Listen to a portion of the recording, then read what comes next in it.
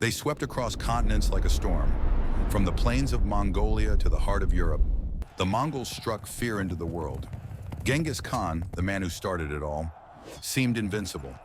Born in poverty and exile, he would rise to command the greatest land empire the world has ever seen.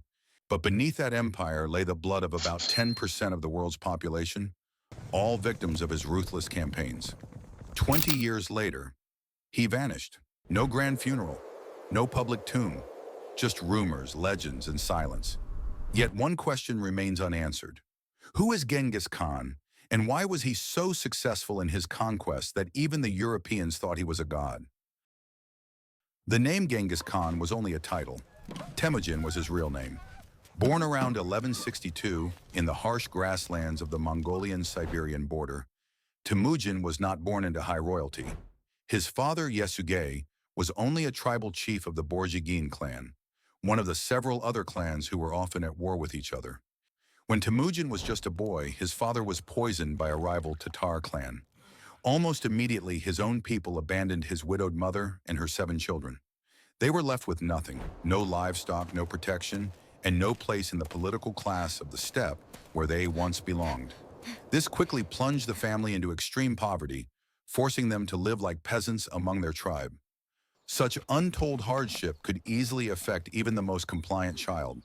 But for Temujin, it amplified his ruthless tendencies.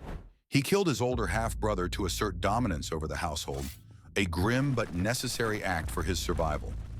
Soon after the incident, he was captured and enslaved by his clan members, but a sympathetic guard later set him free. Abandoned in a ruthless world with no place to go, the young boy soon became an outcast. Yet in just a few years, this boy would go on to create the largest land empire ever witnessed in history. In 1773, Temujin began forming blood brothers for security and protection. In the beginning, he made friends with loyal companions from other clans, including the leader of the Karaites tribe. You see, while Temujin may have practically lost everything, he was still the son of the deceased Yesugei, former leader of the Borjigin clan. This royal bloodline still afforded him a measure of respect among those familiar with his name. But that was just it. Indeed, the one remarkable thing that drew people close to Temujin and allowed him to easily make friends was his undeniable charisma. The young man had a very unique ability to charm people, and not even strangers were spared. Around the age of 20, Temujin traveled to Kongarad to marry Borte, a girl he was betrothed to at the age of 10.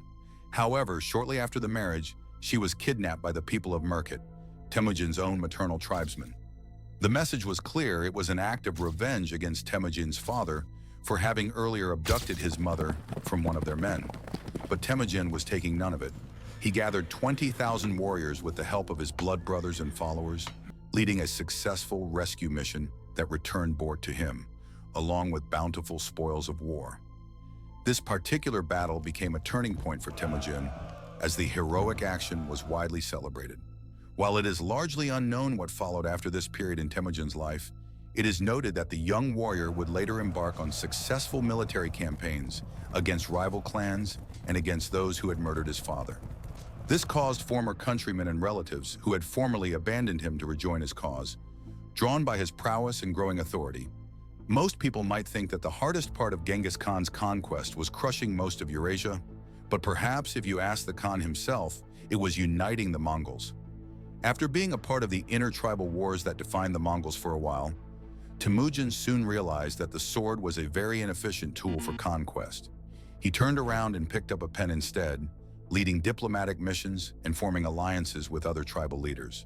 For close to 25 years, Temujin deployed such great political craftsmanship that eventually became the most important person in the Mongolian territory, commanding supreme authority that bowed the heads of his enemies or decapitated them. In 1189, he was recognized as Khan of the whole Mongol, and by 1206, Temujin was formally declared Genghis Khan. This title translated as universal ruler and marked the beginning of the first ever Mongol Empire. Despite being a product of dialogue and diplomacy, this empire would set out to nearly conquer the world, creating one of the most outstanding military and imperial systems ever known to mankind. How did Genghis Khan transform the warring tribes of Mongols into a lethally organized killing machine that saw the death of Persians, Chinese, Turks, Arabs, Muslims, Christians, Jews, and millions of people? Well, things are only about to get interesting. When the Mongols suddenly broke out of their borders around the early 13th century, it was greatly terrifying because nobody knew anything about such an army. While this made them appear mysterious, most were unaware of what was about to befall them. First, the doors of chaos were opened to northern China, from the Tangut Empire and to the formidable Jin dynasty. While military generals thought that this was just another war, nobody was prepared for the level of military wizardry developed by Genghis Khan. The Mongolian ruler established a sophisticated structure of command, structuring his forces into precise groups of tens, hundreds, 1,000s, and 10,000s, each with their clear roles and responsibilities. This innovative command and control structure enabled rapid decision-making, unparalleled adaptability on the battlefield, and seamless coordination across vast distances. Mongol armies moved at lightning speed that often stunned enemies. They covered 100 miles per day when most armies managed only 20. Adding to their very organized structures, they were one of the most disciplined armies on Earth. Genghis Khan could hold sieges and formations for very long periods, making a fool of an enemy's attempt to wear them out. Even more terrifying were their skilled horsemen, who were capable of firing arrows with deadly accuracy from their horseback at high speeds. In fact, Genghis Khan was so shrewd in his tactics that he instructed the construction of arrows that could only be shot from tailor-made bows, so that the enemy could not use them to return fire. The Mongols also perfected the art of a fake retreat to lure enemies into deadly traps. Sometimes they would retreat for days, letting enemies think they were winning before turning around to slaughter the pursuing forces. Beyond direct combat, Genghis Khan was a master of psychological warfare and intelligence gathering. He razed down cities and spread fear to the neighboring ones, demoralizing armies and encouraging surrender. His spies were next level, and the sheer reputation of the Mongol army became a weapon in itself. Several cities surrendered without a fight, and those who didn't were completely slaughtered, only with the exception of those that could be of use to the Mongols. But why did Genghis Khan begin a conquest that would nearly consume half the world? Well, the answer lay in Mongolia itself. The Mongolian plateau was one of the toughest environments. Temperatures could hit a -50 in winter, instantly killing crops and livestock. In the south, they were bordered by a desert, the second largest in Asia and fifth largest in the world. The Mongols had to survive by raiding their neighbors and turning hostile on themselves. But such methods could not sustain the booming population. Genghis Khan understood that time was ticking hard against them and did what the Chinese thought was impossible: unite the Mongols. He then picked up a sword and began redrawing the maps of geography, liberating his people from the harsh Mongolian climate and pursuing his own ambitions. By 1213, the Mongols had conquered much of northern China in a prolonged war. Despite greatly outnumbering the Mongols, the Chinese army of drafted peasants, which were commanded by aristocrats, stood no chance. Soon after, Genghis Khan turned towards Central Asia, triggered by the news of the murder of his ambassadors by the Khwarezmian Empire. The Khwarezmian Empire was a powerful Islamic state that spanned vast territories across modern Iran, Iraq, and Uzbekistan. The empire's defensive strategy of scattering its forces and attempting to defend cities individually proved disastrous against the Mongols' superior organization, planning, and advanced siege warfare. The battle was conducted with such spite that each Mongol soldier was given a quota of enemies to execute according to circumstances. For example, after the fall of Urgench, the capital city of the Khwarezmian Empire, each Mongol soldier in an army of perhaps 20,000 troops was required to execute 24 people, or nearly 500,000 people per said army. This led to a serious depopulation of Asia's central region. The Mongols swept across the continent, uniting several territories from the Far East and northern steppes to the Middle East. Battle by battle, the kingdoms of Asia fell to Genghis Khan, and the emergence of an enormous empire, capable of impressing even the Romans, began to take shape. But how was Genghis Khan able to keep these vast territories together while conquering more? And what was it like to live under his rule?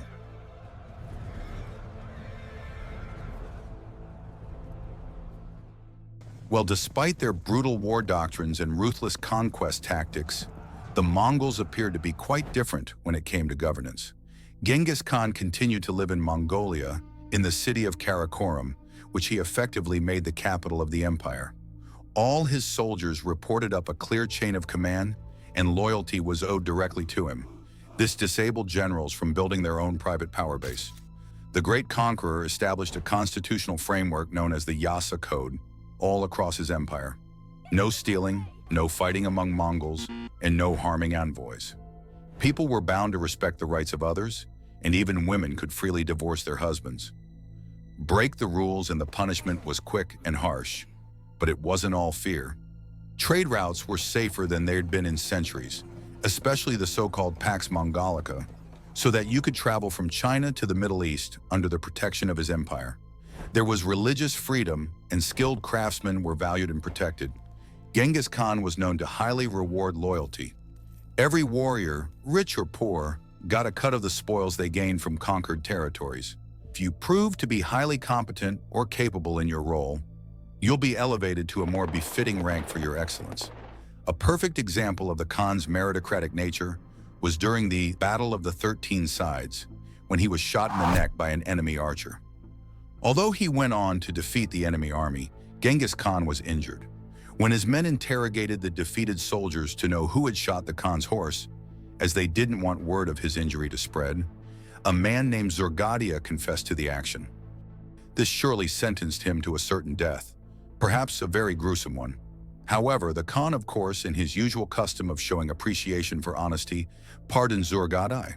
He would even rename him and allow him rise to the ranks of his 4 most prominent generals during later conquest. Actions like this kept his troops' morale high and encouraged sustained loyalty. But even the most feared and respected ruler could not outmaneuver time forever. For more than 2 decades after that, Genghis Khan pushed his empire's borders further than anyone thought possible. He never divorced his hands from the swords and would even go to initiate the invasion of Europe, not until something unthinkable happened. Many say that it was during a battle to penetrate deeper into China, but official records stated it was just illness. However, historians believe that Genghis Khan, a man who had lived up to the impressive age of 60, took a fall from his horse during a battle and died days later. Whatever had led to the end of the great Khan, his trusted officials kept it a state secret. In fact, they made sure that nobody knew of the Khan's death until the campaign had ended, as the news could affect troop morale. When it came to laying the remains of Genghis Khan to rest, the secrecy went to the extremes. He was quietly buried in an unmarked grave near his birthplace in the sacred Burkhan Khaldun Mountains. The famous story says that soldiers who were present at the funeral were all killed, and those who killed them were in turn murdered by another set of men who knew nothing about the funeral. Some legends even posit that a river was diverted over his grave to hide the spot. Others claim that the grave was stampeded by thousands of horses and trees planted over it to erase any trace. These extreme actions were triggered by the Mongolian belief that the remains of kings retain power, and by concealing his burial site, this power could not be exploited or misused by others. Most importantly, keeping the location secret was a way to prevent the grave from being disturbed or looted by enemies or those who might want to desecrate his legacy. Following the demise of Genghis Khan, his empire did not crumble, at least not right away. He had already chosen his 3rd son, Ogadai, as his successor and divided the empire among his sons into huge territories called ulus. This kept the family in power, but it also sowed the foundation for future rivalries. Under Ogadai's leadership, the Mongolian Empire did not lose its military ferocity. Their highly feared army would go on to march against Europe, conquering parts of modern-day Russia, Ukraine, Poland, Hungary, and the Balkans. They finished off the Jin dynasty in northern China, crushed the Khwarezmian remnants. But with each new conquest in each generation, the unity Genghis had fought for began to strain. Different branches of the family grew powerful in their own regions, and over time, the empire would split into separate khanates.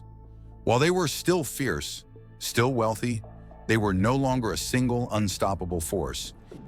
In summary, Genghis Khan's conquests had a profound impact on the course of history.